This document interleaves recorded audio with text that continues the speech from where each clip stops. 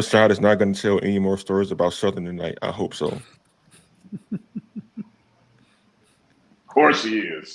Welcome everybody to another edition of our show, the Roundtable. We got the entire Roundtable here tonight. We got Kim Rashad, the boss. We got Jared Hoffman, Team Tiffany, and what they say, Proud Bulldog. We got Chris Stevens, frustrated Phillies fan. They about to be eliminated by the Metropolitans. And we got our main man, Uncle Flood, who stays busy in this media space. Cool ass. Yes, cool ass. Yes, sir. I was up at 2:00 in the morning on a Saturday night trying to get my little one to go to sleep, and I ended up on Reggie Flood's Live when he's just berating the entire Southern University football coaching staff. That was fun.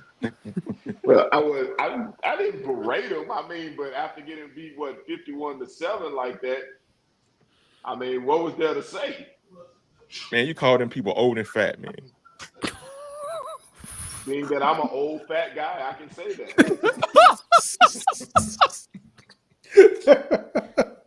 I'm not. And then Kieran Shaw followed up by saying, "All everybody Southern smells like Mississippi River water." Boy, that was just funny. But tonight, though, we're gonna have a packed show. We're gonna look ahead to Week 7 football games. The SWAC West could have a clearer picture after Saturday. Then we're going to hop into some important breaking college football news that's going to impact Black college athletics. And then we're going to talk about our off topic of the night. You'll be happy about this. So let's get into it, fellas. First, we're going to start off with previewing the Week 7 games. Every week, Jared Hoffman, our intrepid D2 expert, who's not a football expert, he lists the 5 games of the week you should watch. And here we are. We got Shaw against WSSU. I think Ram Nation on the payroll. They're on the weekly game list every week now. Livingstone is at Fayetteville State. They watching us too, man. So we got to be good to them. Livingstone at Fayetteville State. Albany State versus Miles. Alcorn State versus Kins Grambling State. And Reggie Flood Southern against Texas Southern. Jared Hoffman, you made the list. Why these games, man? Well, the first two, Shaw Winston-Salem State and Livingstone Fayetteville State, is a matchup of the 4 teams who are in the logjam, all 2-1 in conference, behind Johnson C. Smith and Virginia Union. To put it simply, these teams are fighting for their CIAA championship lives right now. They're trying to stay in contention. Shaw and Winston-Salem State, I believe Shaw is coming off a loss or a win. No, they're coming off a win. I forget who they won against, but they won. Winston-Salem State's coming off a loss against Virginia Union. I know that for sure. So that was their first conference loss of the season. Shaw knows what it's like to lose to Virginia Union. That was also their first conference loss. So both of these teams trying to stay in the mix. They're both it's going to be a quarterback duel between Dalen Lee of Winston-Salem State and Christian Peters of Shaw. So should be a fun game to watch with a lot of stakes behind it. Livingstone and Fayetteville State. Now, on paper, this looks like it's going to be an easy win for Fayetteville State. Livingstone is 4-2. They're 2-1 in conference. Not very impressive wins. They beat, I don't know what Chris's nickname for them is, but it's the Virginia University Lynchburg. They beaten Allen and they beaten Lincoln. What was you said the nickname for them was? The Washington Generals of Black college football. The Washington Generals of Black college football. They have beaten the Washington Generals of Black college football. They beaten Allen and they beaten Lincoln, and they just beat Elizabeth City State. All teams that have losing records. So they're trying to prove themselves that they are ready for championship contention, but they're going up against a Fayetteville State team that I always say, and I'm going to repeat myself, they are a team that makes winning plays when it matters. It doesn't matter what they do to the first 3 quarters or in the 4th quarter. When it matters, they make the winning plays, and that's what Livingstone is going to have to contend with if they want to stay in the race for the CIAA championship. Now, Albany State and Miles, that is the last 2 teams in the SIAC with unbeaten conference records. Clark Atlanta lost last week to Savannah State. So these 2 teams are battling for first place. And there are some, just that's basically what it is. They're both teams fighting for first place. Albany State has a great running game, and they have Isaiah Knowles at quarterback, Miles as Cameron Ivory at quarterback. So another matchup of top quarterbacks in Division II football, and both solid defenses as well. So that should be an interesting matchup there. Albany State has gotten the best of Miles in the past. So if we're going by the past, Albany State should be favored right now because they have beaten Miles by 29 by an average of 29 in their last 4 matchups. But this is a new day, and maybe Miles, has the recipe for what it takes to beat Albany State, but we'll have to see on Saturday. Now we get into the SWAC West, the 2 SWAC West matchups between Alcorn State and Grambling, and Southern and Texas Southern. Grambling coming back from a week off. Alcorn State beat UAPB in their last matchup. So I believe Alcorn State's trying to move to 3-0 in conference after a lot of turmoil that has gone on in that locker room. Cedric Thomas called out his players saying that they were immature. I'm paraphrasing. I don't know if that was the direct word that he used, but he basically said that they were immature. They needed to grow up. So they have a chance against Grambling State, trying to keep themselves in first place in that division. But Grambling has something to say about that. We're still looking for that breakout game from Miles Crawley. Just waiting for Grambling State to show that potential that they showed in the last year and this year, and this is their chance to do so. Southern and Texas Southern. Southern is no way to sugarcoat it. They got whooped up on against Nicholls State, so they trying to get themselves back in the win column. They are 1-0 in conference. They did beat Prairie A&M in overtime in their lone conference contest of the season. Jackson State was not a conference contest, so that does not count. So they're trying to go to 2-0. They're going up against a Texas Southern team that has looked better than most may have expected. They lost to Jackson State, and I believe their last conference contest. They have a win against Prairie View A&M, so they're trying to move to 2-1. And yeah, just both teams trying to keep themselves in footing in a very open SWAC West. So if we've learned anything from the SWAC, expect the unexpected. So that just adds to the intrigue of 2 big games with big stakes behind them, and those are my games to watch for this week. Yeah, I want to bring in Uncle Flood to talk about the Southern game in particular, because coming off that Nicholls loss, 51-7 last Saturday night on the Bluff. I don't know about you, Reggie, but I can't understand why Terrence Graves can't figure out what's wrong with his football team. Man, in the words of my main man, Cream Corn, it was a debacle. The team y'all gotta go. struggles. Y'all go Google that reference right there. No, man, I can't figure out how do you come off a bye week after a big comeback victory against Prairie View and just come out and your team looks totally unprepared to play football, not just against Nicholls, but against anybody. But I thought back to it. This is the team. I believe this may be closer to this team's character. This is the same team that we saw in the first half of the Prairie View game. In the second half, they came out and they played like they acted like they knew how to play football. But this is the same team, except they were playing against a team who is disciplined enough, who was disciplined enough, and a well-coached enough team that when you made those mistakes that they made against Prairie View, Nicholls State made them pay. And every time Southern made a mistake, no matter how big, how small, Nicholls State made them pay for it. And for that team to come out and look as unprepared and as underwhelming as they did, I don't know what to say about that. I just think, it was a debacle. That's all I can say about it. So can they bounce back against TSU on Saturday? I fully expect it to be a tough game, but I think TSU is going to win that game Saturday. Wow. I know TSU is going to win early. Yeah, I'm giving my prediction early, but this is an evenly matched game. Looking at it, this is a pretty evenly matched game. They pretty much both played Prairie View the same way. TSU played up to Prairie View a little bit better. They both pretty much did match up against Jackson State in the same way. They they play the same type of ball. I just think Texas Southern may be a little bit better, a little bit more disciplined, and they're on their home field. And I think they win the game. Now that's my brain. That's head talking. My heart, of course, wants Southern to win, but I just don't think they're capable of beating Texas Southern. I think you're right I might be because wrong. I don't know. I mean, I think you're right because like Southern has very questionable quarterback play right now. Noah Biden got pulled again against Nicholls State out of throwing 2 interceptions. Their backup T-Set has been injured, but he may play this week. He's going to Greg play. is going to play this week. Okay, yeah, I know Graves has said that's he looked good in official. practice. That's official. Flood. He's gonna start. That's not official, but it is official. He's going to play. Yeah, he's gonna get. Yeah, they're gonna hold it close to the vest, but I pretty much can assure you that the first snap of the game, T-Set will be taking that first snap for Southern. So Reggie, what's your take on Alcorn and Grambling State? Alcorn looks better since they got in the SWAC play.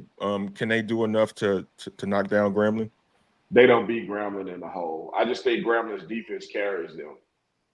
I think the defense plays they play defense too well for Alcorn to be able to beat them. And I feel like, Grambling can put up some points. I just don't see Alcorn beating Grambling in Grambling.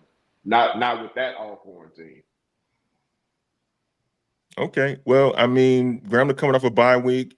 They talked about trying to rejigger the offense to make it work effectively and protect Miles Crawley. So Ken Rashad, as a Grambling alum and fan who watched this team play all year, and by you the agree way, with Reggie?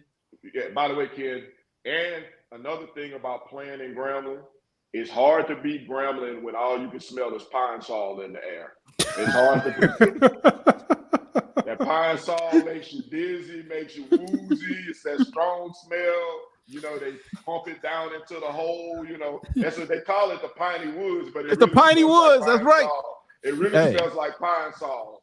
So that makes it hard to beat Grambling too. I didn't know about that, Ken. Well, it is the Piney Hills in North Louisiana. That red clay dirt. I'm telling you, man. But no, man, I'm pretty much in agreement with Flood. And I think I am thinking with my head and not just with my heart. I think defensively, this is what has pretty much the defense is what has put Grambling in the position that it's in pretty much all year long. Whereas again, the offense has shown signs of life, but for the most part has been consistently inconsistent since the beginning of the season. And as Jared said, we haven't seen that breakout game from Miles Crawley that everyone is expecting when you put in consideration that he was named preseason SWAC Player of the Year.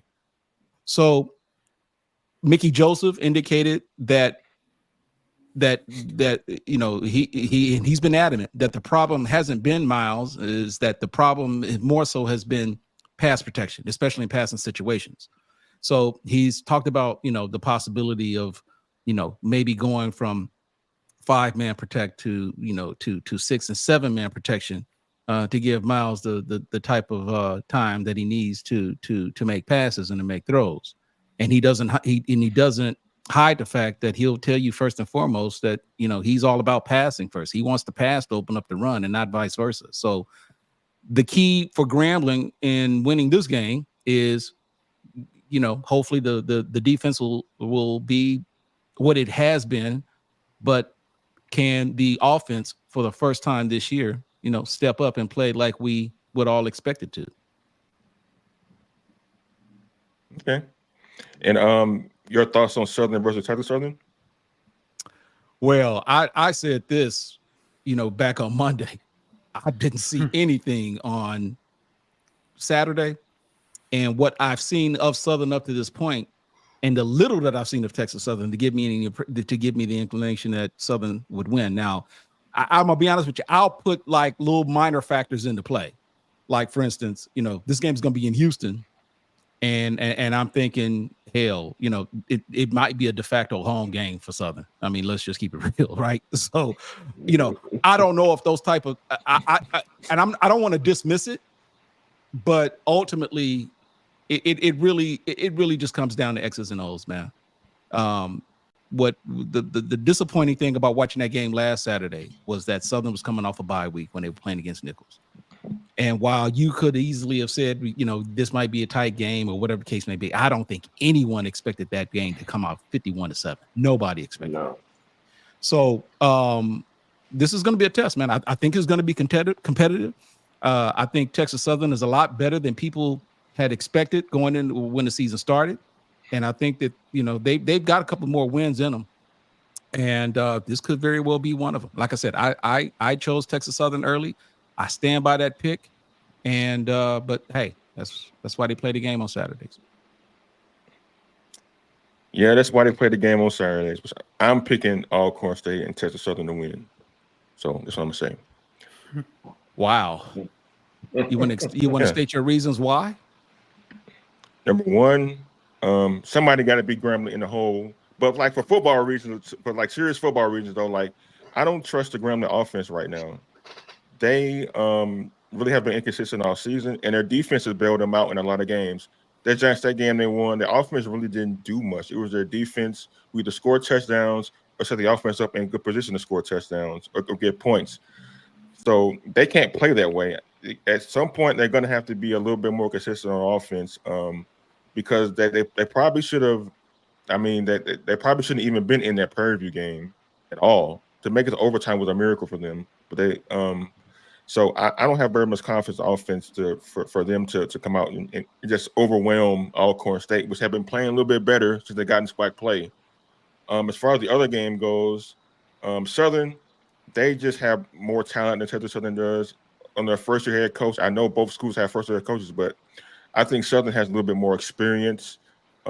Despite the fact they're playing this game on the road, I think they bounced back from a horrible performance last Saturday and pick up the win, despite their issues they have. Chris Stevens, your thoughts on this weekend slate? Yeah, I think the game for me to watch, even though I probably won't be able to see it because I'm going to see Stevie Wonder on Saturday. Very excited about that, by the way. But Grambling Alcorn State is the game of the weekend for me because this is going to be the one that tells you if Alcorn has grown up as Cedric Thomas has alluded that they needed to do. And going into Robinson Stadium, the whole where a Grambling team is looking to rebound, it's a test of a young team. It's going to be a test of any team for that matter. But this is the chance for Alcorn to show that they were justified in being picked as the top team in the SWAC West. A lot of people forgot already that they were the preseason favorite to win the SWAC West. And now this is their chance to prove it.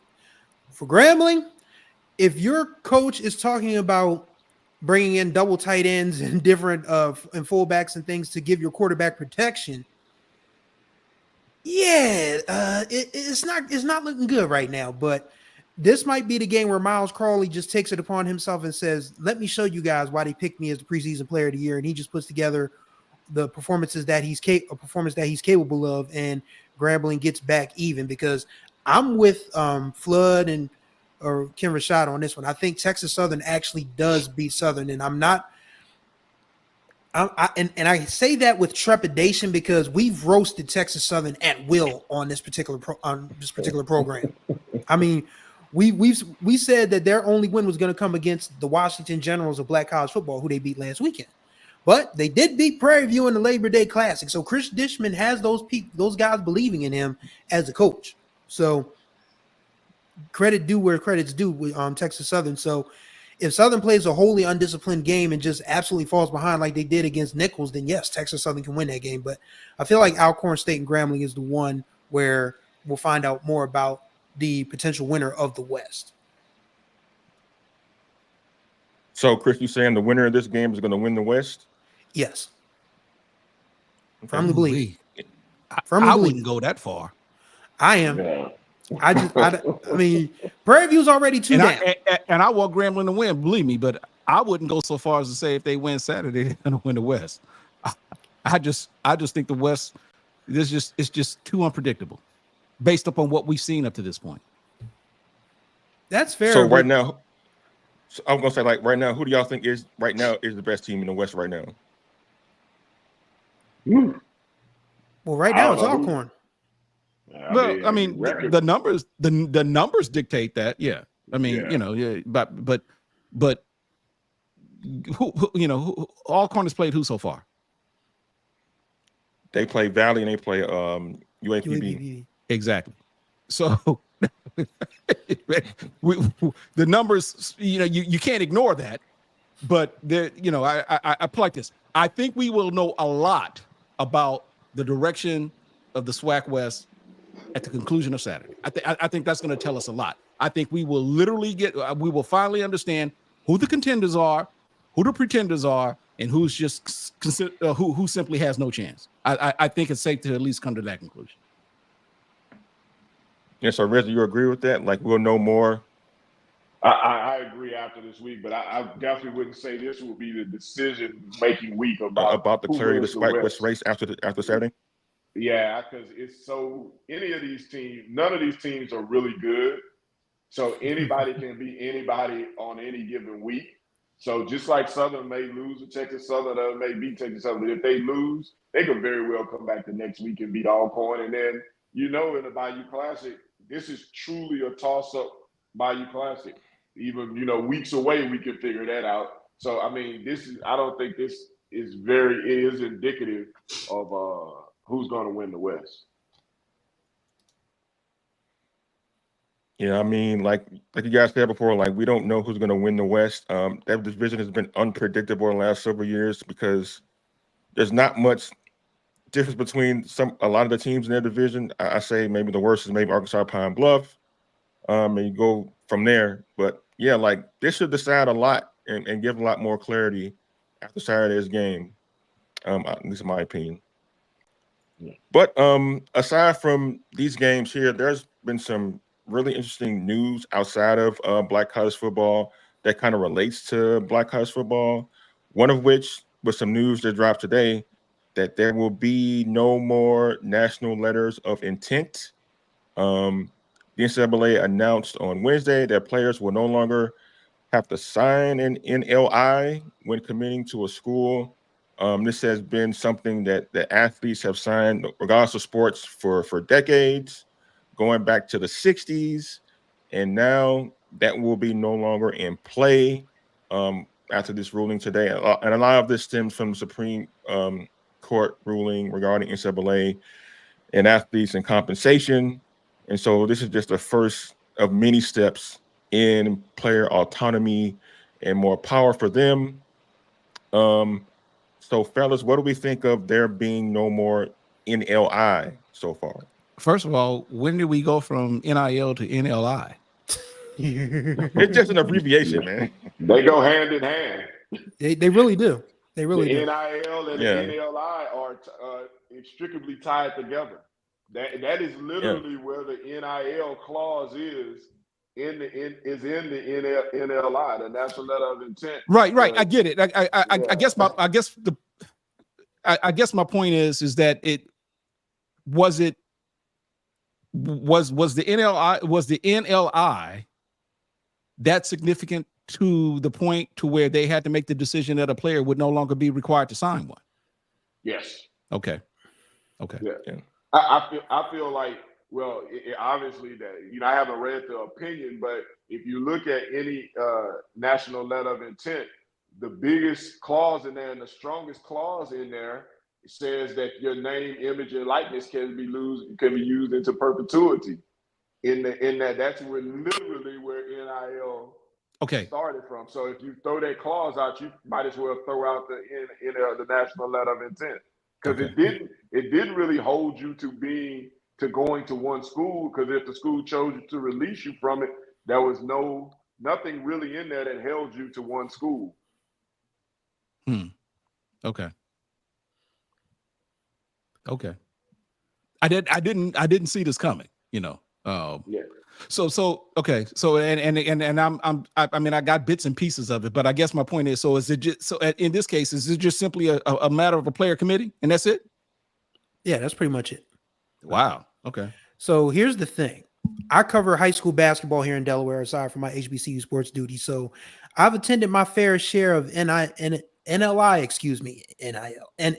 events in my day. And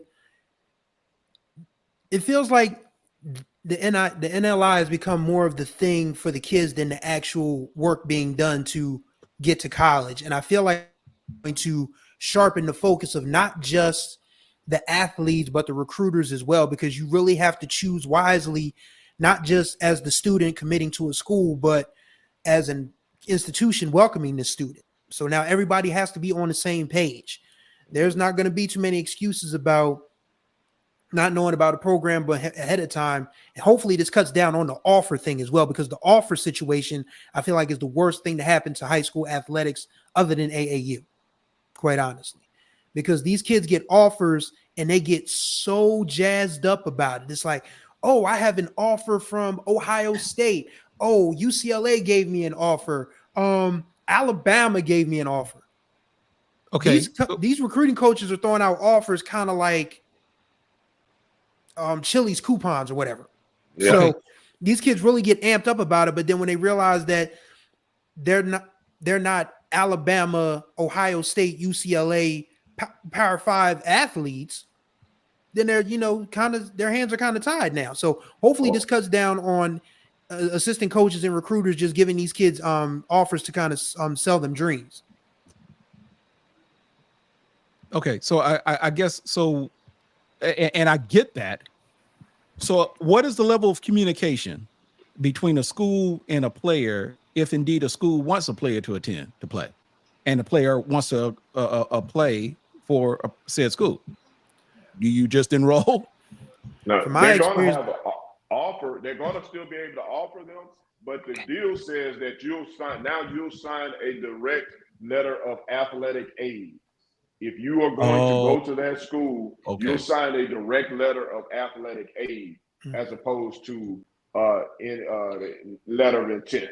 Okay. And once you do that, you can't be recruited by any other school. Okay. Yeah. Okay. So I take it then once that letter of aid is accepted, then I'm guessing there is, I don't know if there's a database, but I guess basically that becomes public information. And then at that point, it's all hands off for any particular school who may be still interested in that kid. I got you. Okay. Yes. Yeah. So I have a question about this. Do we honestly think that this is an answer to the amount of transfer portal entries that have happened in past years? The only reason why I'm asking is that we've seen a lot of times where players commit to a school and coming out of high school, and in the first year, whether it be because they didn't get playing time or because the coach left or whatever circumstance may be, like the kid at UNLV who was lied to about his NIL stuff.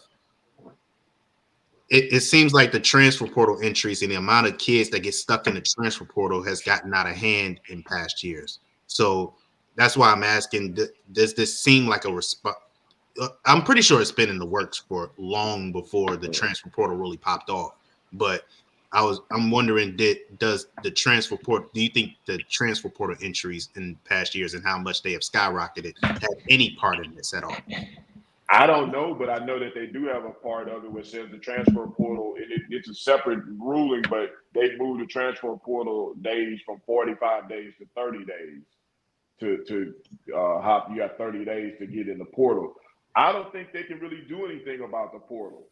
With the way the courts have ruled, if a kid wants to transfer, that's on them. That's them putting it. That's in their hands.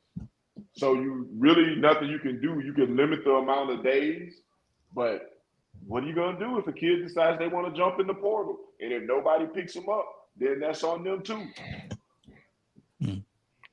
I mean, it's plus like as long as scholarships are 1 year renewable agreements, then they're not beholden to stay at a school for more than 1 year anyway.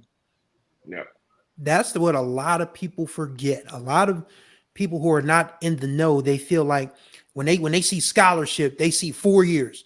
Nope, it is a year-to-year thing. If a coach decides that you are not welcome in their program anymore, you lose that money, and you're not going to stick around at a school that you're not going to play at, of course.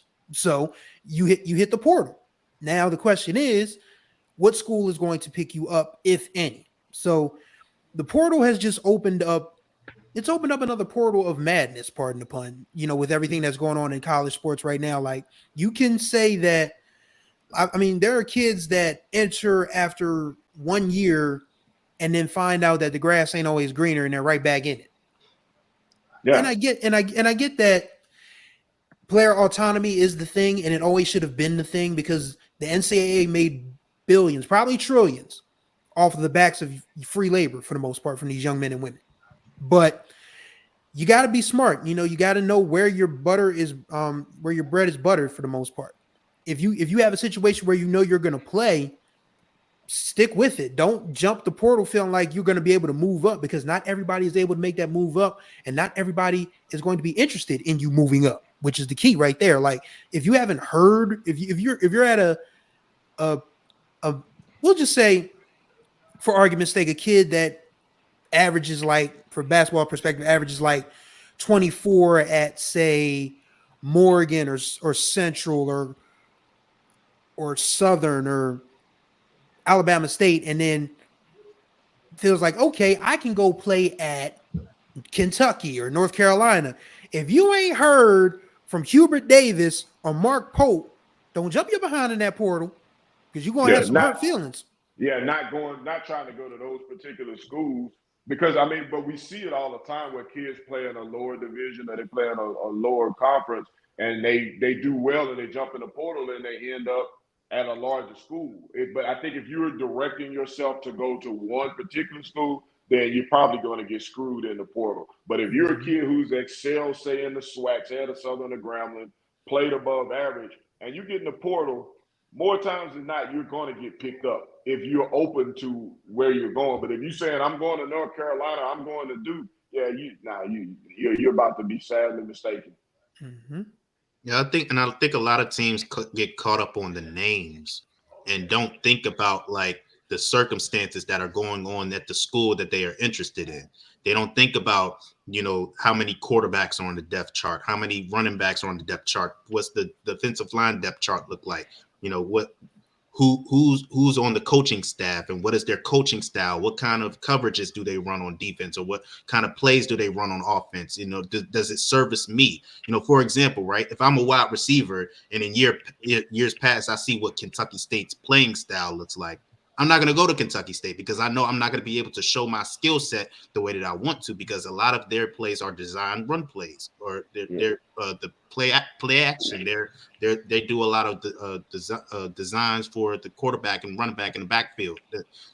So I think that a lot of research into these institutions that players want to be recruited by, or they want to be recruited to, would cut out a lot of the transfer portal interest. I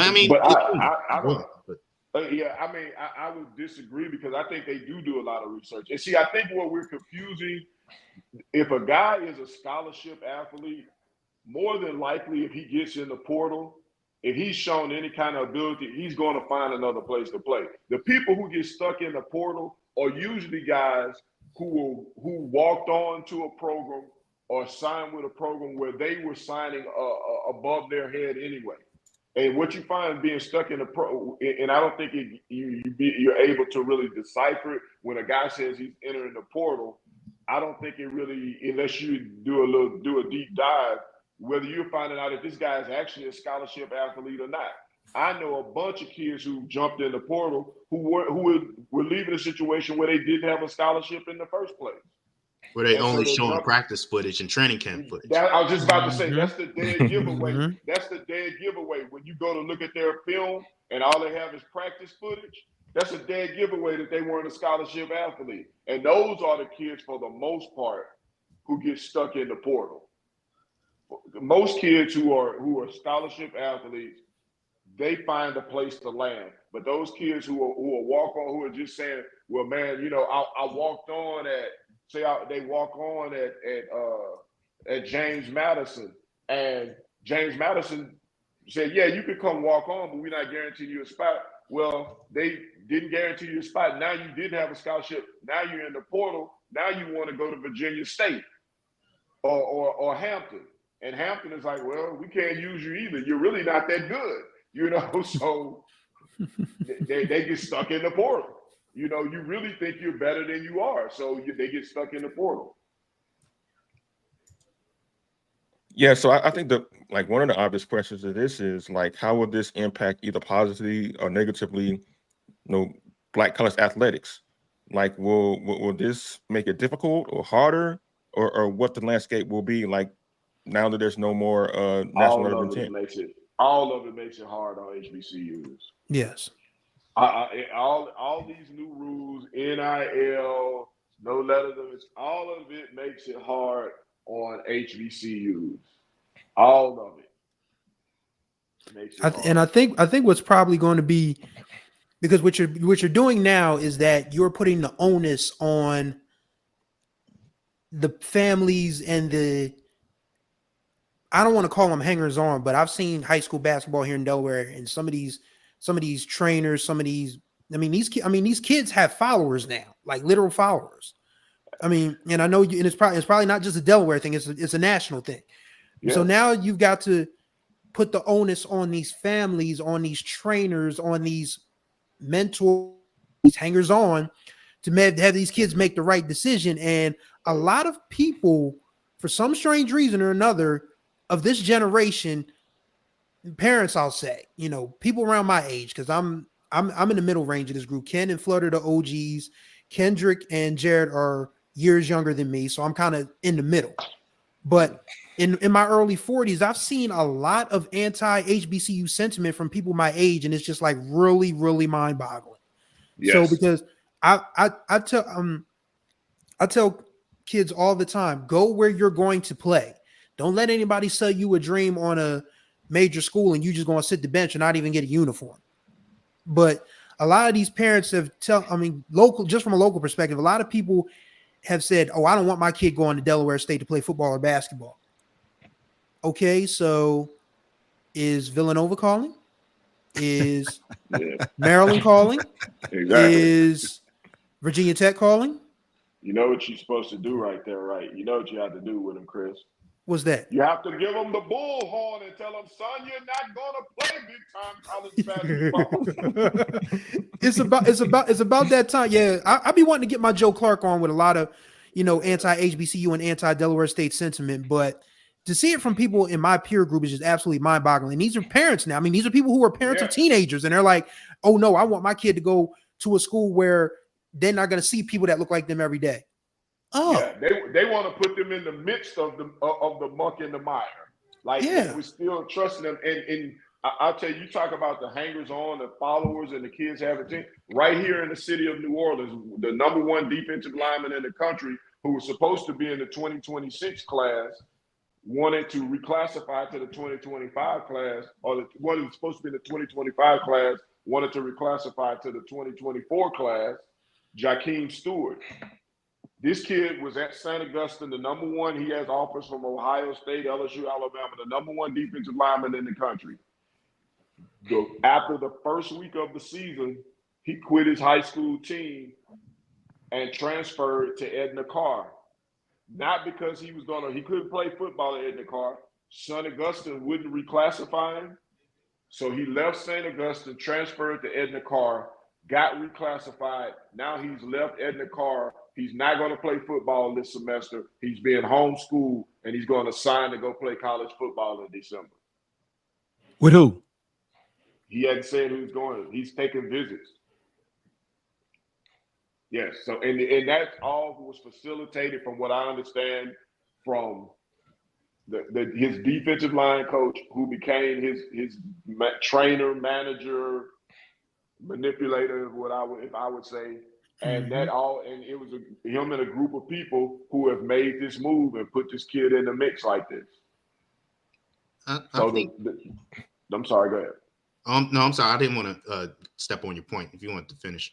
No, I was just going to say that, but to Chris's point, when you talk about these handlers, this is trickled down from the NFL to college, now to even high school football. Because in Louisiana, it's a free for all, because you can sign an NIL deal in high school in Louisiana.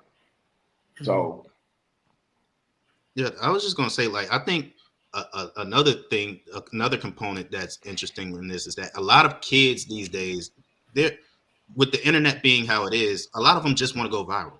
You know, they all want those viral clips. They want, if we're talking basketball, they want the hoop mixtape. They want the ball is life. They want the clip that everybody sees and be like, oh, Duke got to get him, or UNC got to get him. You know, think about what's the kid, Seventh Woods. Seventh Woods was a kid that had I think the most viewed hoop mixtape highlight clip of all time. He goes to UNC, doesn't get much scoring time. He goes to South Carolina, doesn't get much playing time. Then he comes to Morgan State, and he's on the bench at Morgan State too. So it's like, but he's already a legend now because he's got the most hoop mixtape. You know, so he sound like one of them Miller boys. He sound like one of them Miller boys from No Limit. I go from school to school and blame everybody else. My bad. Yeah, it's all good. No, I think a lot of kids don't think about, like, you know, honing in on your craft and also getting your education. You know what I mean? Because think about guys like Seventh Woods who thought that, you know, they were the best player in the high school and that they were just going to keep getting better and go to college and they were going to have this great college career and they were going to go to the pros. You know, they get too caught up in thinking like, I'm going to do my business in college and then I'm going to go to the pros. I'm going to ball out in the pros. But you don't think about how many guys don't make it. They don't make it to the NFL. They don't make it to the NBA. If you're playing baseball, how many guys don't make it to the majors? How many guys have to play in the minor leagues for however many years and get stuck in the minor league system? And then maybe later down the line, they get a shot from a major league team, but don't make the final roster. You know, it's not enough people who aren't focusing on the benefits of college beyond just athletics. And I think that's an even bigger problem than the transfer portal. That's a bigger problem than national letter of intent. I think it's people using college for the wrong reasons and not understanding all of the benefits that come with going to college and doing your best, doing the work in the classroom and balling out on the court if you have a chance also. Yeah. And college basketball has been a business for the last 40 years. For, you know, I know we're putting NIL and everything is put a focus on football, but college basketball has been a free-for-all for the last 40 years. I mean, think about this. On that HBO special, when they talked about Zion Williamson, you know, where all the coaches went to jail and they did the special. You guys know what I'm talking about. Yeah. Think about this. They were discussing $350,000, $500,000 in cash being played for star players. You get, I mean, with the kid from LSU, Will Wade on the FBI tape said, well, we offered him $350. I think that's more than fair. You get what I'm saying? So that tells you what the state of the smart kid, Devontae Smart, that tells you the state of college basketball right there, that what college basketball has been like for years. There's been this kind of money floating around college basketball for years. It may be not for everybody, but for enough guys. And then when you throw in the AAU, there are a lot of people who coach AAU basketball, and that's all that they do. So you ask yourself, how are you making a living? Well, they have the shoe company that's paying them year-round to run AAU programs. Mm-hmm. So college basketball has been a whole different animal for years and years and years. And now I knew when I saw the buildup of 707 football, that's the AAU of college football. Mm-hmm. Yes. I knew that's exactly right. I said, yes, college football is about to go through a mass change. And that's when NIL and all of these other deals start to come into play. Now, mind you, the crazy thing about NIL, everybody talks about NIL and getting paid. If you really look at the numbers, very few kids are getting paid on NIL deals. Very few. You know, like I give this example before I get out of here. They had one school, I think it was Utah State, that said that they would give all of their athletes $50,000 and a new truck. I've talked to at least, I know one for sure, and I've talked to at least three that signed there, and they never got any money, and they never got a new truck. Really quickly, Really quickly to add to Flood's point, I remember reading a book a long time ago about the American Basketball Association and how Moses Malone, God rest his soul, was actually the first player to go from high school to the pros because he went to the ABA. And some of the recruitment for Moses was crazy. Like his mother worked at a meat packing plant in the Richmond area. And then one day she was driving a 1974 Chrysler Imperial. I don't know too much about the mid 70s, but I doubt she was making Chrysler Imperial money at a meat packing plant. So this has been going on for forever and a day, is from the college basketball perspective. And like Flood said, I mean, I'm seeing it now. The 7-on-7s are starting to get that traction of AAU. Like they're more important than the actual high school game. And when you start making AAU and 7-on-7 things outside of high school sports more important than actual high school sports itself, it only is going to lead to more trouble. Yes.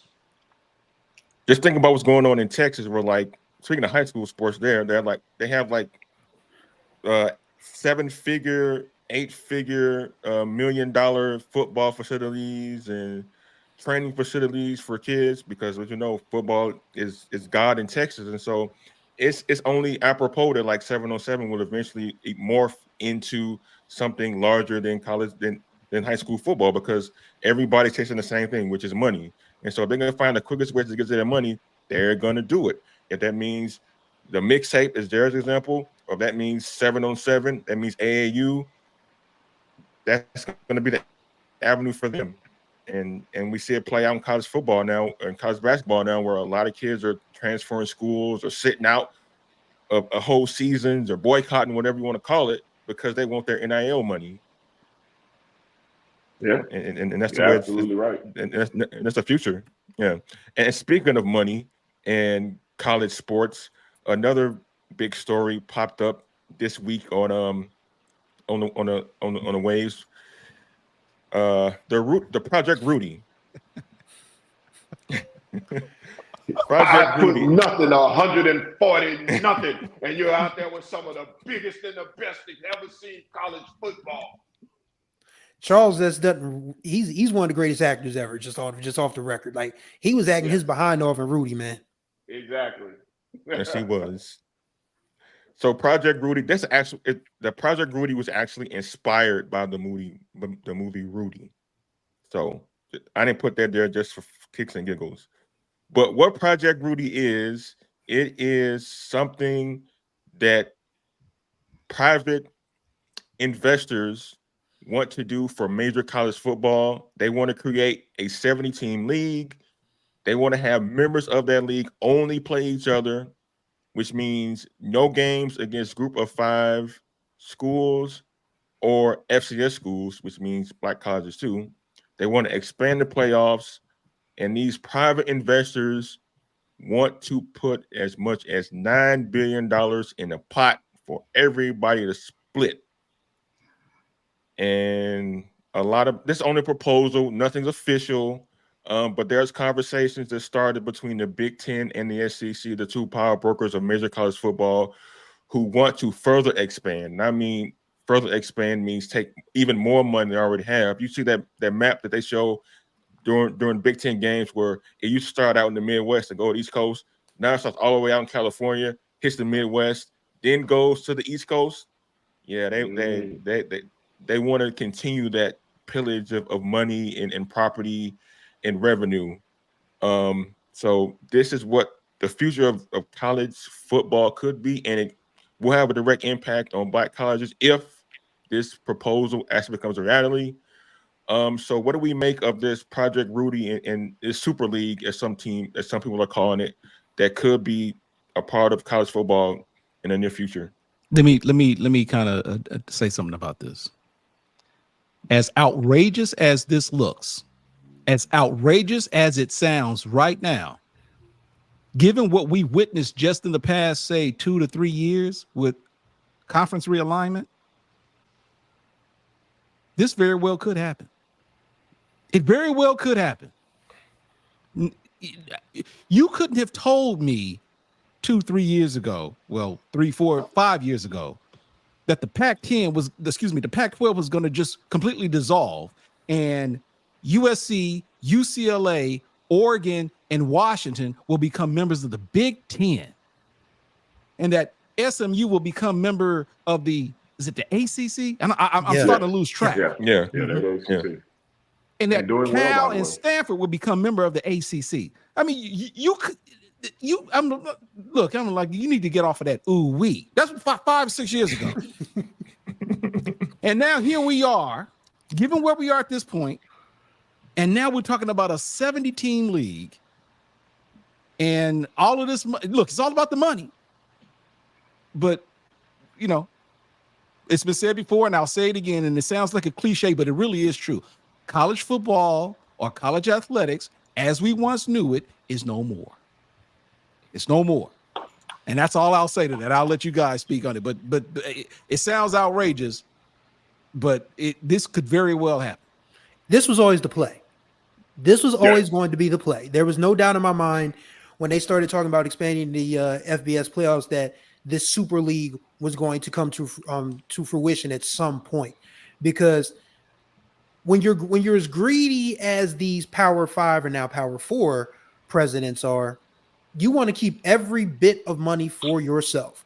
And what better way to do that than to just cut whatever you consider to be the middleman, which would be the other group, the group of 28, as it were, and the FCS. The NCAA. Yeah, just basically cut the NCAA out. The NCAA is who in the year of our Lord 2024 would have thought that the NCAA would actually be by the grabbed by the whatchamacallits?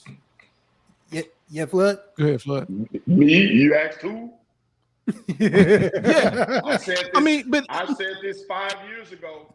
The NCAA, when it comes to college football, was dead. When the day that the college football playoff exactly right, was created, the NCAA was out of college football. Right. Our biggest bowls are not sanctioned. The college football national championship is not sanctioned by the NCAA. Basically, big time college football was trading off with the NCAA. Hey, you guys be our police and our enforcement end, and we'll remain with you and let you make your money playing basketball. But see, what we do over here, you leave us the hell alone. So we're going to pay our players under the table. We're going to all buy our whole team Chargers.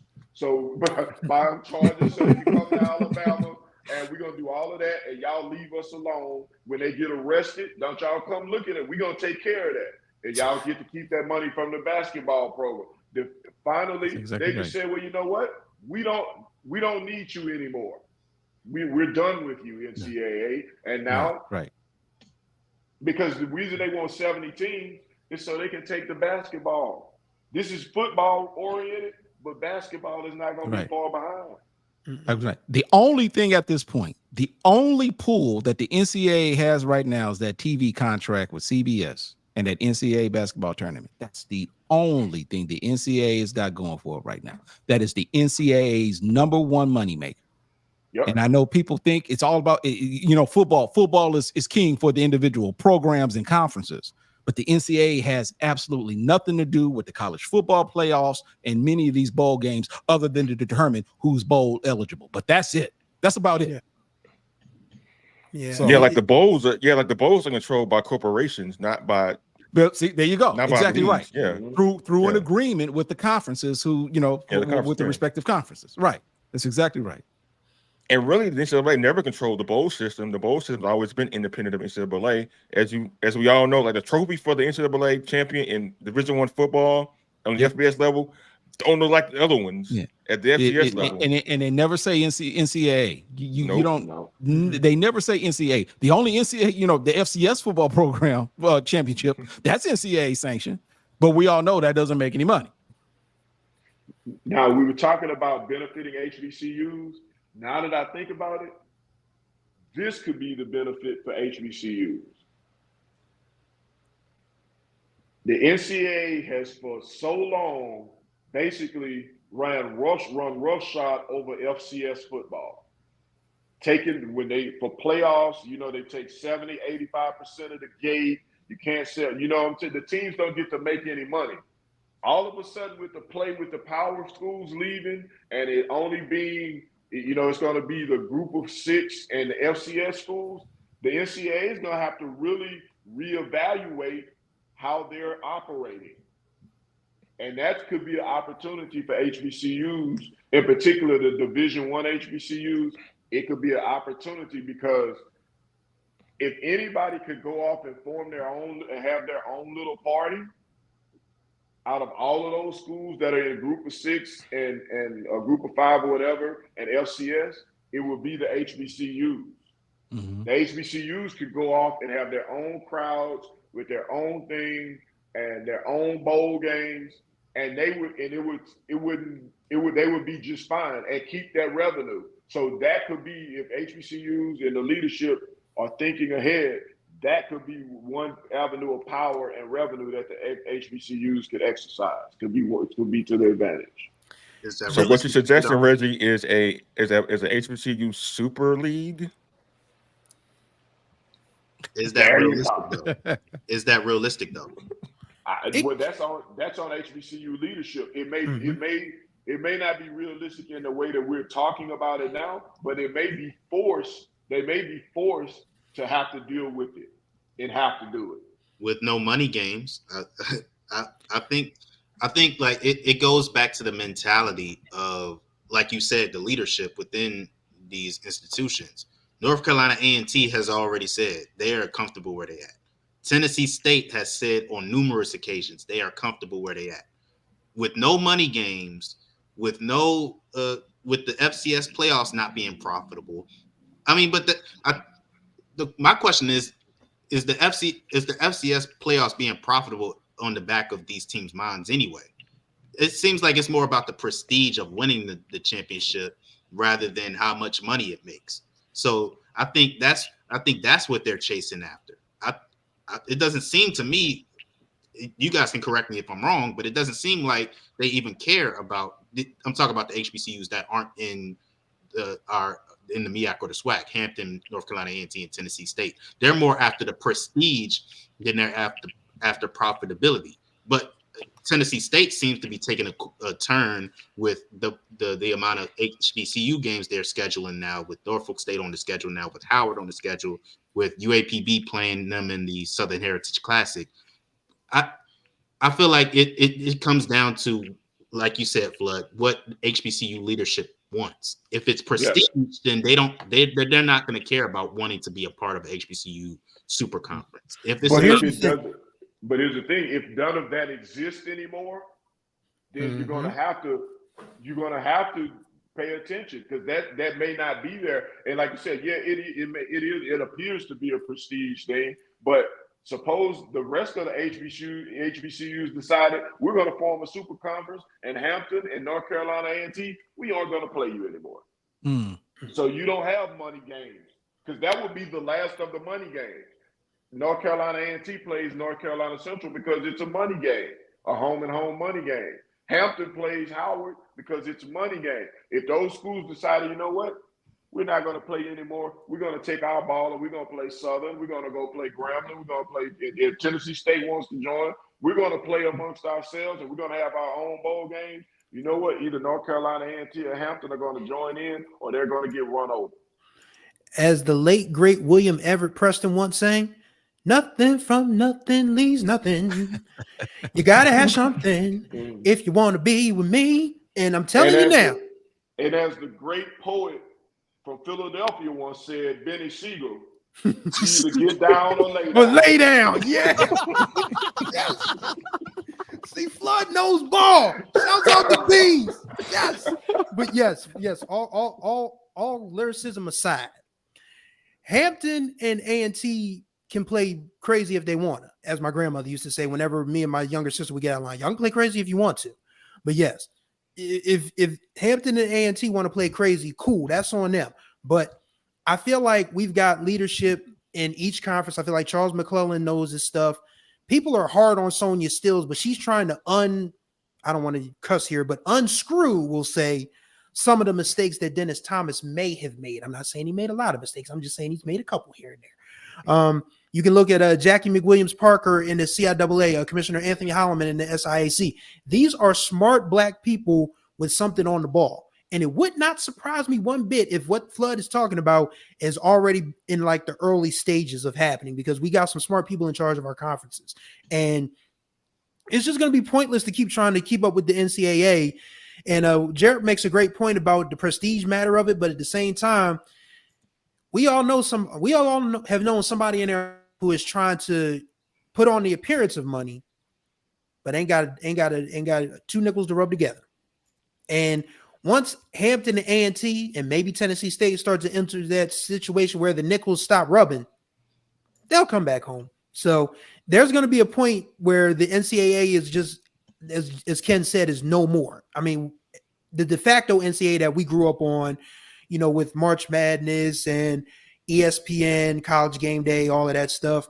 So it's a wrap. I mean, that belongs to the ages now. But if HBCUs were smart, like Flood said, we would start thinking about our own thing, not just from football, but probably in all sports. Because if you think that you can't get an NCAA, an HBCU basketball tournament national champion, you put your regionals in Charlotte, DC, Atlanta, New Orleans, Houston, Philadelphia, maybe, and you probably have then you probably had a championship game maybe in DC or Atlanta, and you don't think that would not draw?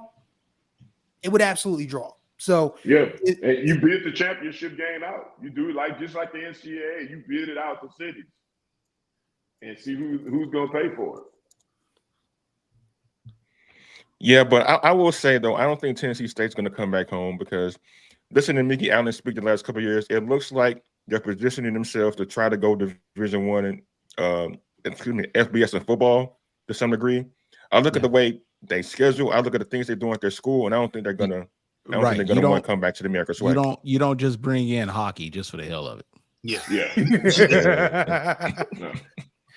Shoots, he scores. But if they're not this is the thing. If they're not included in the 70, which I don't think it's going to be 70, I think it'll probably end up being more like 60, 50, 55. But if they're not included in those group of schools who get who they're willing to spend the $9 billion on, then what are they going to do? Mm-hmm. I mean, what do they do? Because trust me, if the HBCUs do the same thing and go form, there are going to be some of those predominantly white institutes going to be like, well, hey guys, remember we used to play all the time? Can we come over and join you guys over there? Because they're not going to have anywhere to go. Yeah. Hey man, real quick. Let me shout out to my man EA. EA, look, man, I guess you're in the Florida, Tampa area. Hey man, be safe, brother. That goes for you and everyone else in that region affected by that hurricane, brother. I hear it's something ugly, and man, just be safe, EA. And seriously, keep us updated, as to how you come out. Seriously, let me know. Yes, definitely, because my father and my sister are in Tampa now, so I've been, just saying my prayers and keeping my fingers crossed, man, because I'm really worried about that. That storm is big and ugly. Mm-hmm. Mm-hmm. Yeah, living in North Carolina, and being up close to some of the devastation in this state, we don't want that for the people of Florida, man. That's terrible. Yes. When everybody out there listening or watching, stay safe and we're praying for you out there. Yeah, now to our final segment. We always have a final segment of the show. We wrap up the show with something non-sports related. And we're gonna move, since it's homecoming season, why not have a topic about our favorite homecoming memories from our respective schools that we went to, either as actual students or post-grad. So fellas, any memories y'all want to share about y'all homecoming experiences over the years that are safe for the internet? I will say that. All I'm gonna say is I'm gonna shut up, because all of my experiences involved alcohol. That's everybody's homecoming experience, though. Well, not mine. I don't drink. I never did drink. Okay, Chris is accepting the rule. I'm just gonna say I'm gonna shut up.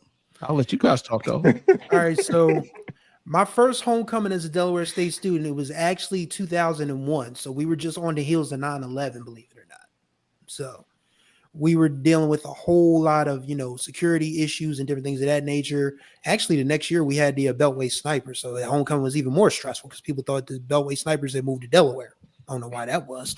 But my first homecoming concert, we had Rare, it wasn't Rare Essence. It was Backyard Band. It was Backyard Band. It was my first time hearing Go-Go, and I was hooked. Then we had Jaheim open up. Jared is hype. I know Jared love him some Go-Go. Shout out to the DMV. Go-Go is probably the best black ever created here in these United States. That's just my personal opinion. Tell him again, Chris. Tell him again.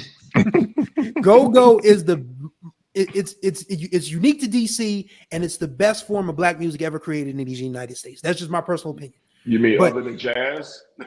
Oh yeah, there's jazz too. Obviously, I mean, I could talk fusion all day, but that's not why we're here. But anyway, Backyard opens. Jaheim opens. Foxy Brown actually hops up on a speaker, and the Beanie Siegel was the highlight act. And of course, this was because Flood. That's why Flood got me amped up to tell this story, because Beans was in the middle of a feud with Jada Kiss at this point in time, and so Kiss had done this freestyle, talk about funeral homes and all of that. So Beans is in his backyard because Philly dudes came to Delaware State en masse back in those days. I don't know if it's changed now, but back then you were surrounded by dudes who would say John and John all day long.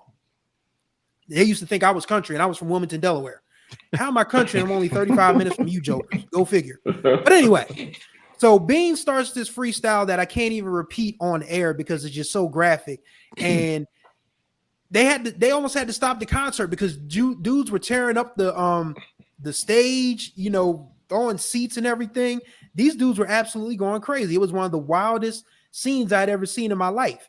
And coming out of that, and I guess this girl that had been standing by the door, she saw this shocked look on my face. She was like, "Is this your first time around black people?" I was like, "What? Huh?" I mean, like, literally, I grew up in Wilmington, Delaware, which is the blackest city in Delaware. I know it's not that much to speak of, but that was just the question just threw me for a loop. But then I just shrugged it off. I was like, "Hey, it's homecoming. Everybody's drunk. Everybody's having a good time." So that's one of my favorite, homecoming base stories. My second one, really quickly, was when I was on the school newspaper the next year. We had Cameron and the Diplomats come through for the homecoming concert. So I was ready to get my work done and go over to the Memorial Hall where the concert was. And the Delaware State football team had a 6-game losing streak coming in. This was actually Buddy Pugh's first year. Tell you how long I've been at this. So they beat South Carolina State 27-21. It was, and my editor said, "We want this at the top of the fold. So write your story, and then you can go to the homecoming concert." So I'm just typing fast as hell in the Hornet newspaper office, ready to go see Cam and the Diplomats. I get the story done. It's off. The next week, paper comes out. Everybody's laughing. I'm trying to figure out why the hell everybody's laughing. So I pick up the Hornet newspaper. Sure enough, above the fold in 20-point font, Hornets snap sex game losing streak. So apparently I didn't get the editing treatment that I should have gotten. That's why, I'm always mindful of, checking my own work now. But at 20 years old, I was freaked the hell out. I was like, what? Who didn't look at this? And they made fun of me for the rest of the year, all year long. So wow. Those are my two Delaware State homecoming memories. And my question is, did you snap your sex game? That's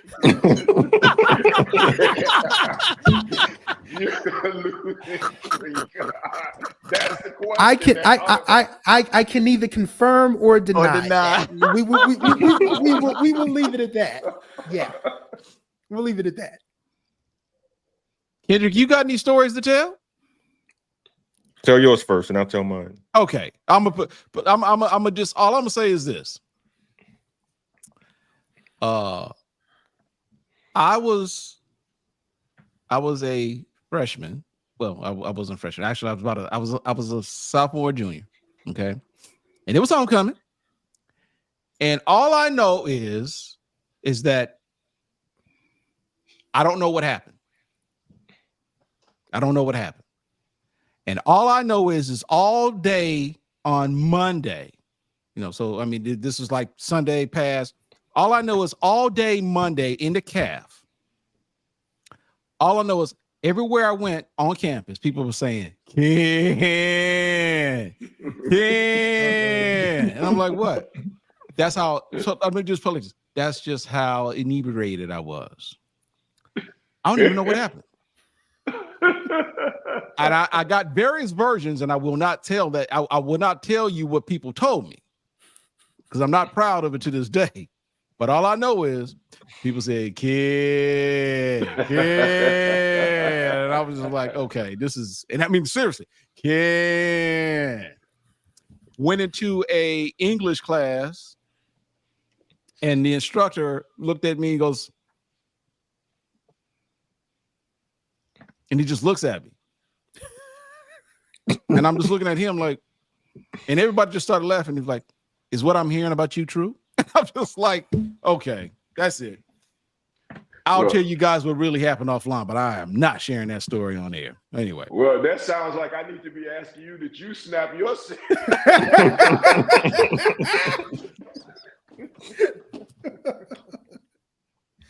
So let me ask you this, Ken. Like, were you proud of what people said you did or not? No. I'm not proud. I'm like this. It wasn't anything like embarrassing or anything like that. But obviously I'm a lot older. But it was college behavior. But people who knew me knew. I think it was. I still wonder sometimes, were they surprised by what I did, or was it the fact that what it took for me to do what I did? Because I was a student journalist, man. I had a reputation to uphold. That's not a character. I did. That's it. Ken. And I was just like, okay. Anyway, that's my story. Did that? Really? He did? Yeah. Ken was John? Yeah. The Grambling Night? And don't call it the Grambling Night? Well, at the time I was a KGRM and GSU TV. So okay. Yeah. Okay. Roger Pape. All right. Ken knows who that is. I do. Anyway. All right, Jared Hoffman, your homecoming memory or memories. All right, I'm gonna share one that doesn't involve me and one that does. Starting one with the one that does. Chris brought up go-go, which is so funny that it involves go-go. So go-go has different eras when it comes to the style of go-go. So there's the two-step era of go-go, which you have the Chuck Browns, the Backyard Bands, the Rare Essences, the UCBs. People who don't know UCB, sexy lady. They made give me your number. That's still a jam. So that's the two-step era. Then you got the era that I grew up on, which was the bounce beat era, which is you'll hear bands like XIB, TCB, ABM, Dream Team Band, and there's a song called Chop Train. And chopping is a style of dance that you do in go-go. That's one of two dances that you could do. The other one is beating your feet. Mm-hmm. So there's a song called Chop Train by Dream Team. And what it is that there's people who form a line and we all chop around the room. I'll look up the dance. You'll know what I'm talking about. So there's one homecoming concert where Dream Team is performing live. Oh, no. They were playing the song. There was a DJ who's trying to cater to DC people. When the DJs go to different cities, they try to cater to the crowds that they're listening to. So they play the song, and before the song comes on, because when you're in a chop train, everybody has to be involved. If you're not involved, you're going to get trampled. So that sets up what I'm about to say.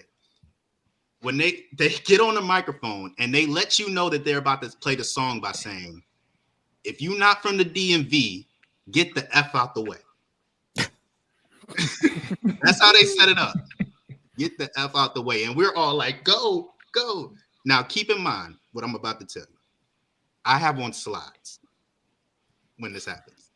When I was in college, I used to wear slides a lot. Sweats, hoodie, and slides.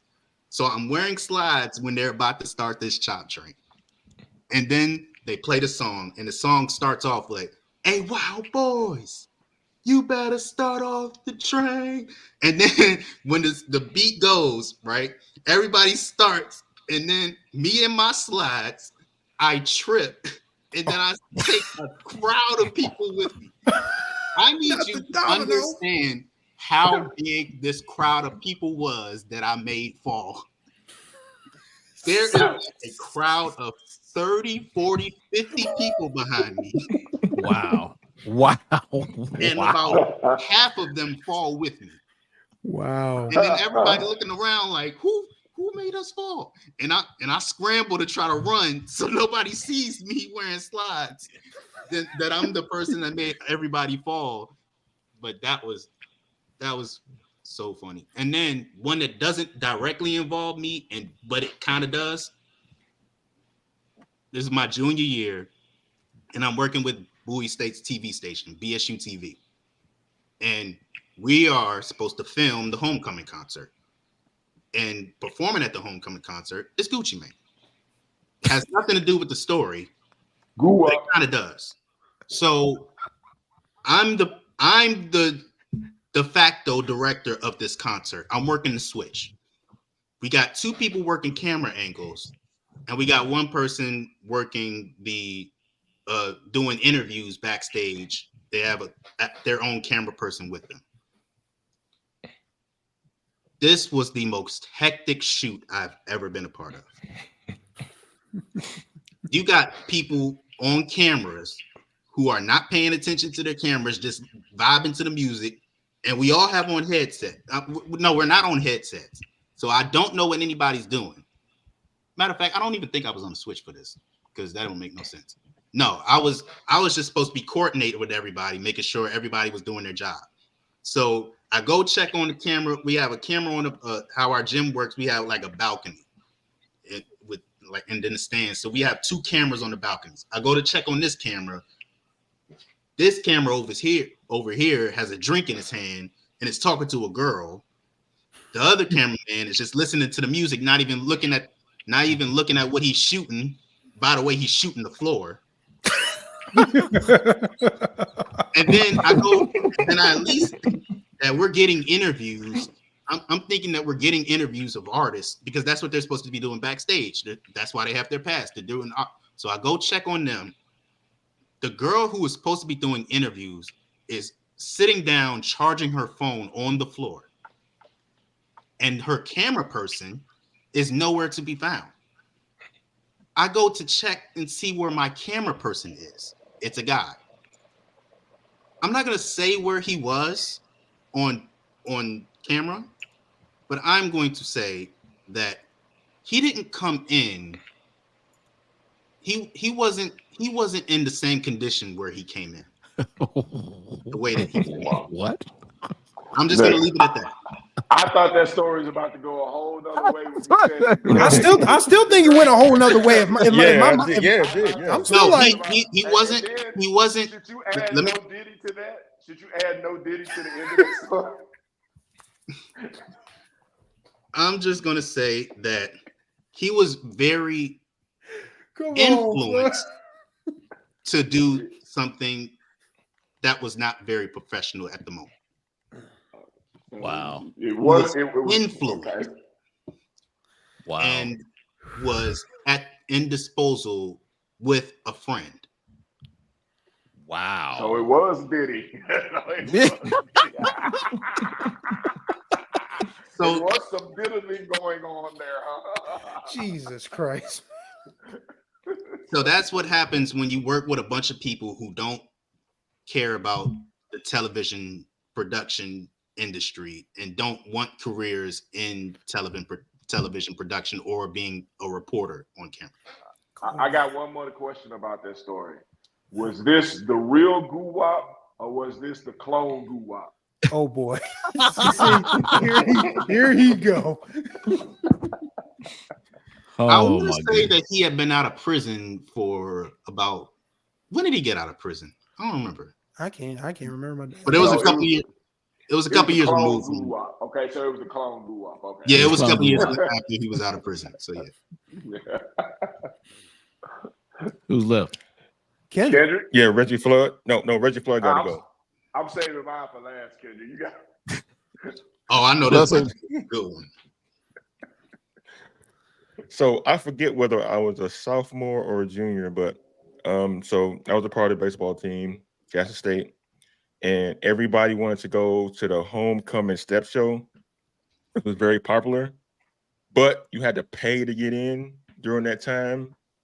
And so we all devised, well, not all of us was a part of it, but like some of us devised a plan to get in the said step show, which is being held at the AAC, which is the gym that the basketball team plays in, to get in there without paying. So we decided to go to the AAC before the step show starts under the guise of we're gonna meet with the baseball coach. Because the baseball coach offices, the assistant coach and the head coach at the time were in the AAC. So we had a built-in excuse. If security stopped us, we'd be like, hey, no, we're going to see the baseball coach. We're not going to the step show. Well, we get there and we tell our story.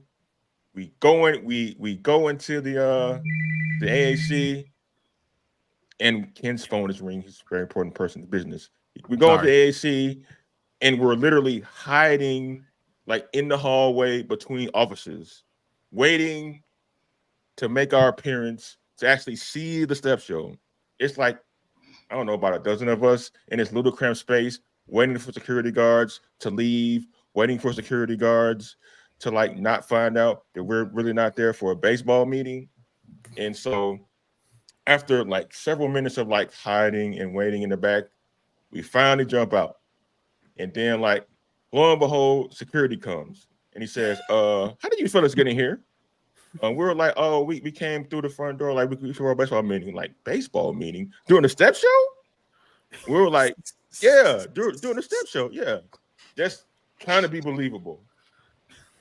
And so eventually we get found out that we're not really here for a baseball meeting because like we had to show like tickets or whatever that we were actually paid for to go to the step show.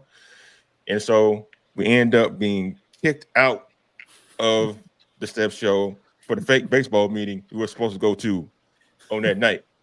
So yeah, that is my homecoming sad story. Yes, that's a sad story. All right. Well, nobody even thinking like baseball at that time, huh? Nah, man. No, not in the middle of October. Nobody like Omar anyway. They weren't gonna give y'all a break. Nobody likes y'all's coach anyway. They was not gonna give y'all any kind of break. Oh wow! That bastard, get them all out of here. Oh, that's funny. All right, Flood. Take us home. I got two stories. First of all, I went to Southern, so every homecoming is a movie. That's the first thing. But my sophomore year, I moved into a dorm that my best friend was the RA, because we had no dorm director. You know, back in our day, back in me and Ken's day, we didn't have what you call them, dorms. Co-ed. Co-ed. Dorms. Yeah, we didn't have co-ed dorms. We had male, female dorms, and you really didn't have visitation. Well, the reason all of us got together and our friend became the head RA and moved into this dorm was because after 5 o'clock, the dorm director went home. He didn't stay in the dorm. So my best friend was the RA, was in charge of the dorm. So we all got together and moved into this dorm. So it was about 10 of us that's still my best friends to this day. All of us moved in the dorm together. Well, lo and behold, they moved the basketball team in the dorm. So after 5 o'clock, our dorm was pretty much a free-for-all.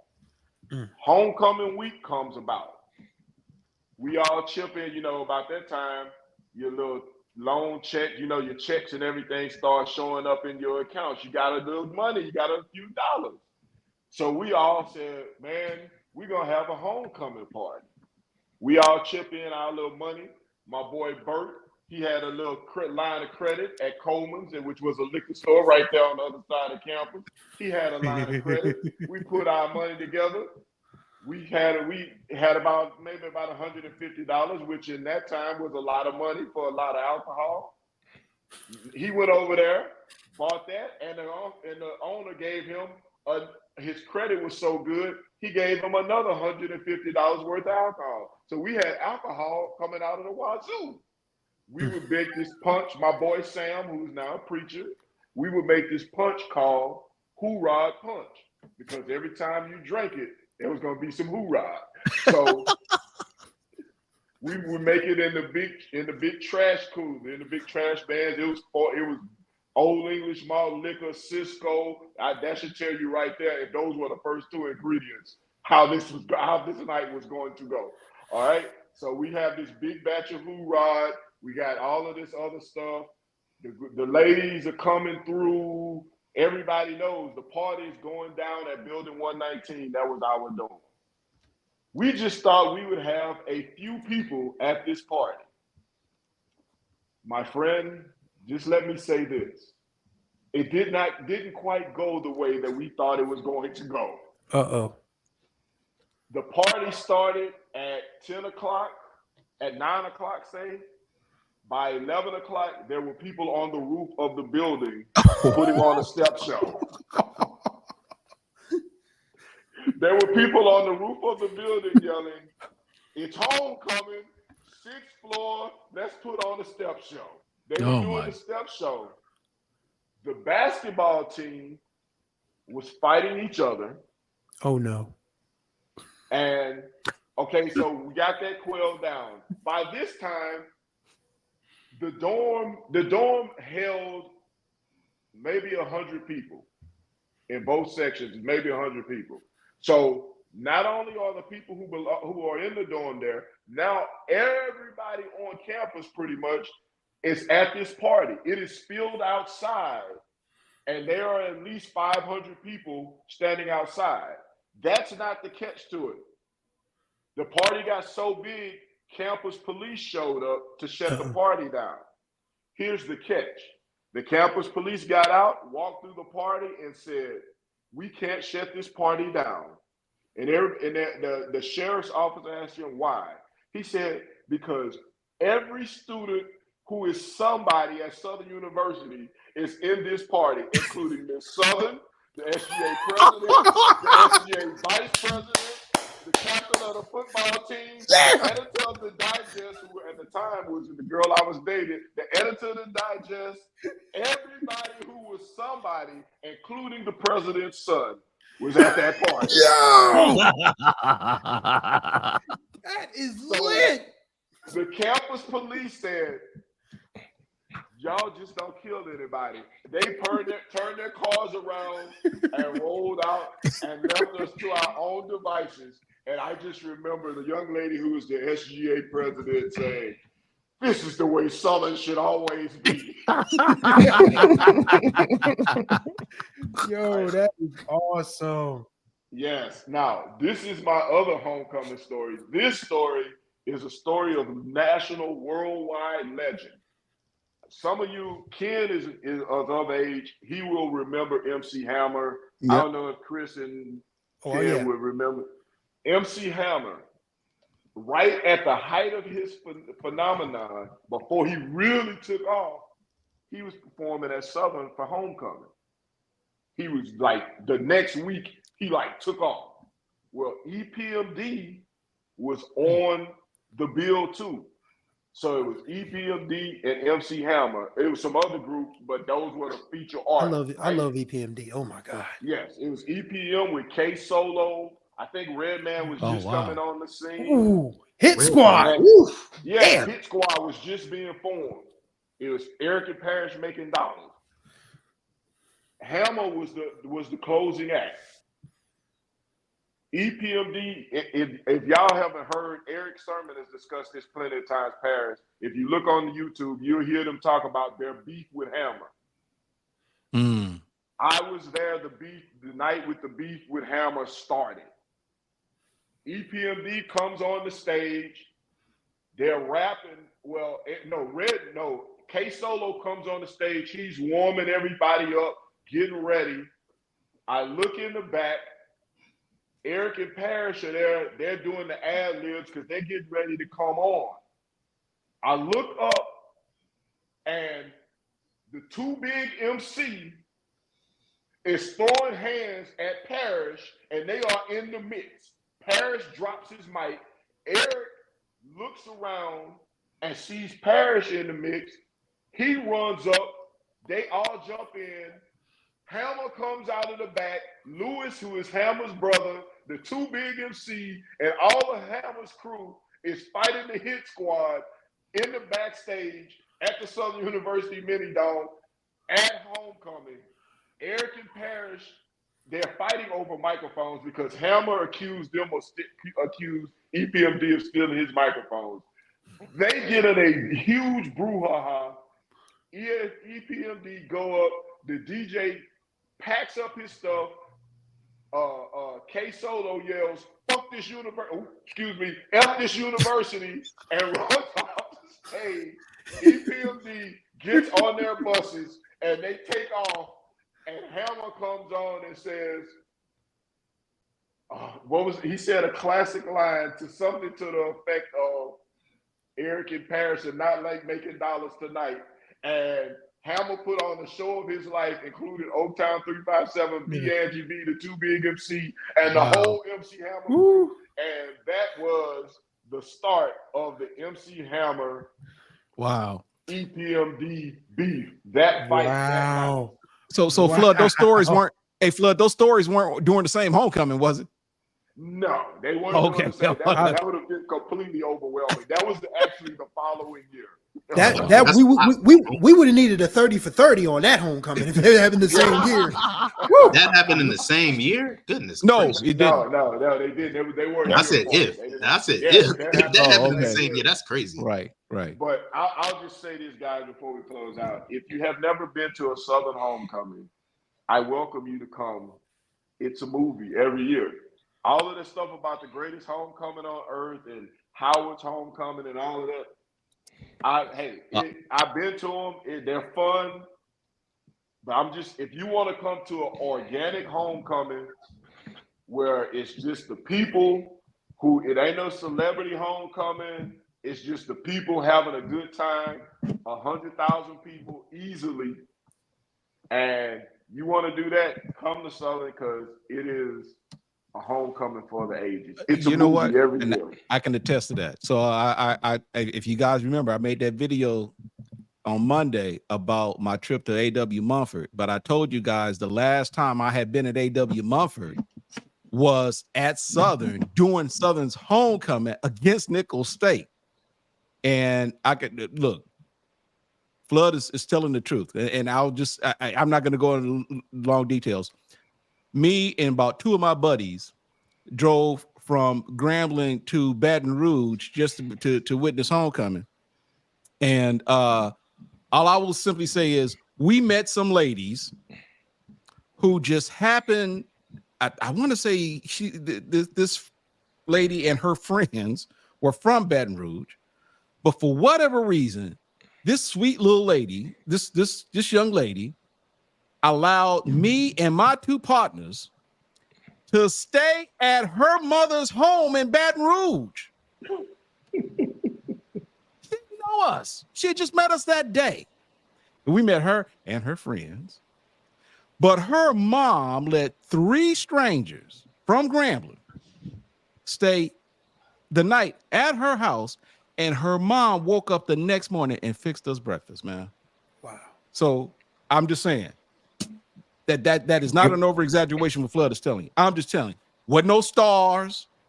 That's why I say, man, that's why I don't say a whole lot of bad stuff about Southern folks, man, because I'm just telling you. All her moms like, oh, these my friends. Well, she was my friends. I just met her. And she said, we went to Graham. Dude, that's all she needed to know.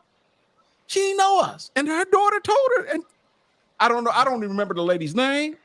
But, I mean, dude, and she set it out for us. So, there you go. And if y'all ever come to homecoming, y'all will come We will feed y'all. We do the feast for the ages. We do breakfast. We do lunch. We do dinner. We do everything. If you ever come to homecoming, we have the full size thing. Y'all come out. It's 70 to 100,000 people. You might not have phone service, but you'll have a damn good time. Sounds like a party to me. Yeah. Plus, actually, right about that because like when I played baseball for that state, we go to Southern despite us being like enemies. I remember this one time, I think it was during the SWAC tournament where they had it at Southern. Like before the game started, they had a big tailgate out in the parking lot. People were cooking, having a good time.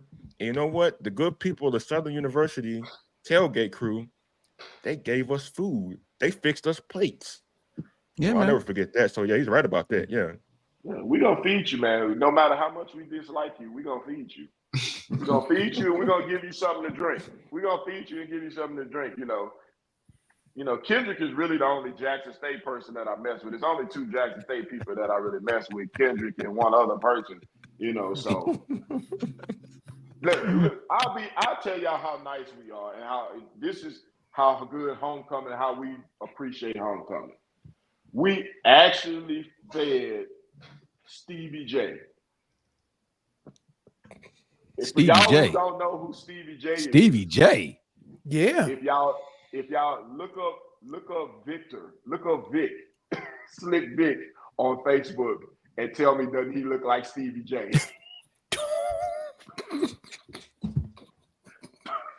Ken, your friend. He left the room, man. I think he may go by Pastor Vic now. I'm not sure. But when y'all get a chance, just go and wasn't look he just at in the it. chat? What? Yo, he was just in the chat. I swear. Tell me if dude does not look like Stevie J.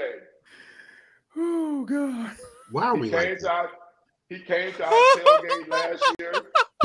I had a little bit of the Crown Royal, and all I could say was Stevie J.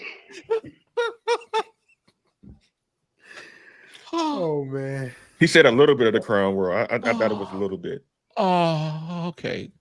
Just a little bit. Look, Yeah, can't say anything you say at the end of the show. Look, man, for those of you who are watching, look, man, seriously, take a moment, man, and become a member of the HBCU Sports channel. Look, man, the five of us here, man, I'm telling you, just take a moment, become a member, become a level 1, level 2, level 3 supporter. If not, feel free to go to hbcusports.com, make a donation. Look, man, we really need your support. It would go a long ways in helping support the channel and paying these guys because they're not doing this for free. And I don't want them to do it for free either. So anyway, Kendrick, take us on home, brother. That's all I got to say. This was a very entertaining show. I was Yes, it was. Especially the last segment. That might be our best non-sports topic segment that we had so far. We want to thank Uncle Flood for joining us tonight. As always, man, you always bring it every time he's on. You gotta fit us into his busy schedule. That man has a lot of jobs, man. A lot of jobs. But yeah, appreciate him. I only got team jobs, boy. Oh, see, they don't know about Hey Man on In Living Color. Hey Man, you only got 10 jobs, boy. Yeah, but Ken Rashad, thanks for showing up for this once a week appearance you make on the show. Chris Stevens, bring it as always. So does Jared Hoffman. I'm Kendrick, and we'll see you next week. Grambling smells like pine saw.